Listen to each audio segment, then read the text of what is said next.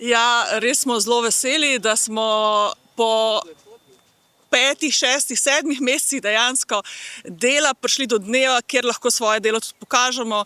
Študentje Višje strokovne šole Brežice, programa Wellness, so se izjemno potrudili in so delali na projektu od v bistvu oktobra, pripravili so projektno nalogo, pripravili so promocijski video, pripravili so infotablo in seveda potem 5 točk ob reki Savi. Tukaj se začne pri hidroelektrarni Brežice, hidroelektrarne na spodnji Savi in potem navzgor greste in se lahko tudi malo bolj usmerjeno sprostite. Torej, ko vam je včasih mogoče malo težko, ko ne veste točno, kam bi se dali, kaj bi počeli, kako bi se počutili boljše, pridite sem, poskenirajte s telefonom, če boste, imate lahko že tudi elektronsko te vsebine, lahko si pa preberete, če želite biti popolnoma brez nekih digitalnih orodij. Torej gre tako rekoč za 5 točk, ki spodbudijo obiskovalce, da poskenirajo QR kodo in pridobijo vsebine digitalne, s pomočjo katerih izvejo kaj?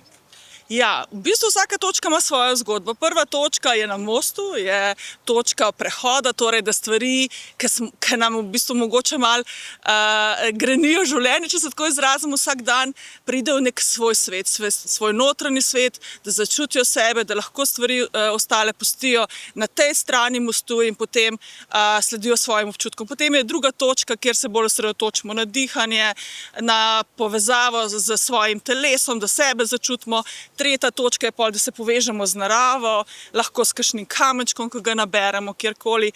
Četrta točka je točka telesne aktivnosti. Danes zelo veliko ljudi sedi, cele dneve, tudi sedimo v avtu, sedimo, ko jemo in je v bistvu rečemo, da sedenje danes je novo kajenje, torej da se tudi telo začutimo, da ga premigamo, da ga raztegnemo. Tako včasih rečem, spomnite se, kako paše, ko se zjutraj pretegnete.